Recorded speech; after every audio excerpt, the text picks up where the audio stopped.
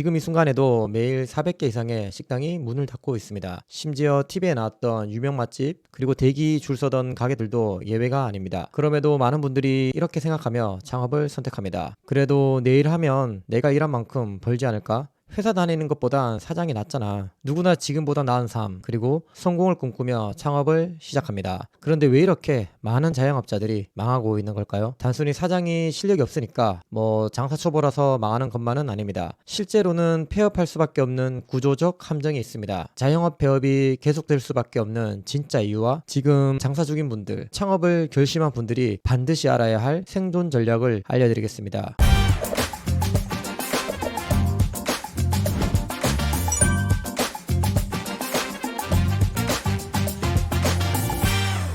첫 번째, 자영업 너무 많습니다. 한국의 자영업자 비율은 무려 20%를 넘습니다. 일하는 사람 5명 중 1명은 자영업 사장입니다. 수요는 일정한데 이젠 오히려 줄어들죠. 공급만 늘어나니 경쟁이 치열할 수밖에 없죠. 상황이 이러니 결과는 뻔합니다. 과잉 경쟁, 수익 악화, 그리고 폐업. 이 악순환이 반복되고 있는 겁니다. 그래서 장사는 기본적으로 성공보다 생존이 우선입니다. 이 구조를 이해하지 못하면 시작부터 꼬이게 되는 겁니다. 그리고 두 번째, 원자재, 식재료 가격 폭등. 식자재 가격 올라간 지 올해입니다. 게다가 전기세, 수도세, 포장재, 배달비까지 죄다 올랐습니다. 그런데 우리가 파는 음식 가격은 쉽게 못 올립니다. 조금만 올려도 비싸다며 손님이 떠나기 때문이죠.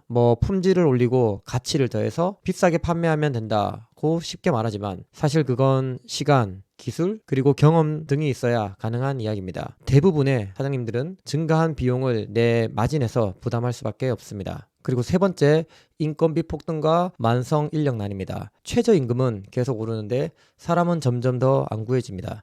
한 설문조사에서 외식 자영업자 21%가 인건비 부담을 가장 큰 고민으로 뽑았다고 합니다. 많은 사장님들이 사람 구하기 어려워 가족끼리 버틴다, 영업시간을 줄였다는 말 많이 합니다. 제가 사는 동네에는 일요일이면 유동인구가 확 줄어드는 상권이 있습니다. 편의점도 그날은 문을 닫더라고요. 인건비 생각하면 그게 맞는 선택이죠. 네 번째는 고금리와 대출이자 압박입니다. 코로나 시기 많은 자영업자들이 대출을 받았습니다. 저도 많이 받았습니다. 대부분 코로나만 버티면 경기가 다시 회복될 걸 기대하며 대출을 받았는데 경기 회복은 더디고 오히려 코로나 때보다 더 안 좋죠. 금리까지 높아졌습니다. 매출은 줄었고 고정비는 올랐고 이제 대출이자까지 늘어나니 성공은커녕 살아남는 것도 점점 불가능해지고 있습니다. 마지막 다섯 번째, 배달앱 수수료입니다. 요즘 외식업은 배달 없이 장사하긴 어렵습니다. 하지만 그 배달앱 수수료와 광고비가 진짜 만만치 않습니다. 사실 2만원 이하 메뉴는 배달로 팔면 팔수록 손해인 경우가 많습니다. 근데 배달앱을 탈퇴하고 싶어도 그럼 바로 매출이 줄어드니 그러기도 쉽지 않습니다. 이젠 배달이 추가 수익이 아니라 또 다른 지출이 되어버렸습니다. 이렇게 폐업할 수밖에 없는 구조에도 이미 장사 중인 분들과 그럼에도 창업을 할 수밖에 없는 분들 있잖아요. 저도 그렇고요. 그렇다면 어떻게 이런 상황에서 살아남을 수 있을까요? 사실 답은 이미 정해져 있습니다. 매출을 늘리고 비용을 줄이면 됩니다. 너무 간단하죠. 하지만 이게 말처럼 쉽지 않다는 거죠. 그래서 지금부터 저희 매장에서 직접 활용 중인 구체적인 전략을 하나씩 공유해 드리겠습니다. 이익은 매출 빼기 비용입니다. 그럼 우선 매출을 올려야 되겠죠? 매출 올리는 핵심 4가지 전략을 말씀드리겠습니다. 매출을 수식으로 보면 고객수 곱하기 객단가입니다. 이를 바탕으로 전략을 수립해 보면 첫 번째, 신규 고객 증가, 그리고 두 번째, 재방문 고객 증가, 세 번째, 방문 빈도 증가, 네 번째, 객단가를 증가시키는 겁니다. 신규 고객 증가는 내 매장이 얼마나 잘 노출되고 있는지가 가장 중요합니다. 내 매장 앞을 지나는 고객들에게 내 매장이 눈에 잘 띄는지 체크해 봅니다. 간판, 배너, 현수막 등을 점검해 보세요. 그리고 재방문 고객, 즉 처음 온 손님 다시 오게 만들어야 합니다. 그러기 위해 QSC를 점검하고 적립, 재구매 유도 쿠폰 등을 도입해 보세요. 재방문 고객의 방문 빈도를 높여 단골로 만들어야 합니다. 우리 가게에 단골만의 혜택이 있는지 체크해 보세요. 그 혜택을 정기적으로 단골들에게 전달해야 합니다. 그리고 단골이 지겨워하지 않게 꾸준히 신메뉴를 출시해야 합니다. 신메뉴 즉 신상은 신규 고객이 아니라 단골 고객을 위한 것임을 기억하세요. 마지막으로 객단가 증가를 위해 프리미엄 메뉴 세트 메뉴, 사이드 메뉴 등을 구성합니다. 이 4가지 중 한 가지라도 놓치고 있다면 지금 바로 개선하시면 분명히 효과를 보실 수 있을 거예요. 이제 비용 절감의 핵심 3가지를 알아보겠습니다. 첫 번째, 외식업에서 핵심 원가인 식재비 관리입니다. 우선 총 매출 대비 식자재 비율을 한번 계산해 보세요. 예를 들어 매출이 5천만 원, 그리고 식자재가 1,700만 원을 사용했다면 그럼 원가율이 34%겠죠? 원가율은 뭐 100% 정답은 없지만 일반 식당 기준 30에서 35% 이하, 그리고 고깃집이나 횟집 등 원가가 비싼 식당들도 40에서 45% 이하여야 합니다. 이 수치를 초과하면 낭비가 숨어 있는지 확인해 보셔야 합니다. 폐기량 확인, 그리고 재고는 적정량을 유지하고 있는지, 정량대로 제공되고 있는지 확인하고 표준 레시피 계량 시스템을 도입합니다. 두 번째, 인건비 최적화 세팅입니다. 직원 1인당 매출을 얼마나 내줘야 하는지 알고 계신가요? 예를 들어 매출이 5천만 원이라면 정직원 4명 1,250만 원이 적정합니다. 즉 인건비는 매출의 25%를 유지하는 게 좋습니다. 만약 25%가 넘는다면 정직원을 최소로 하고 파트타이머를 늘려 매출에 따른 인건비 유연성을 확보해야 합니다. 그리고 자동화 기술을 도입한다면 상시 근로자 수를 줄이는 데 도움이 됩니다. 저희 식당도 예전엔 종이 메뉴판을 사용해서 주문을 받았습니다. 계산도 카운터에서 직접 했고요. 한식 백반집이다 보니 서빙도 전부 직접 했습니다. 그러다 보니 항상 인건비가 문제였습니다.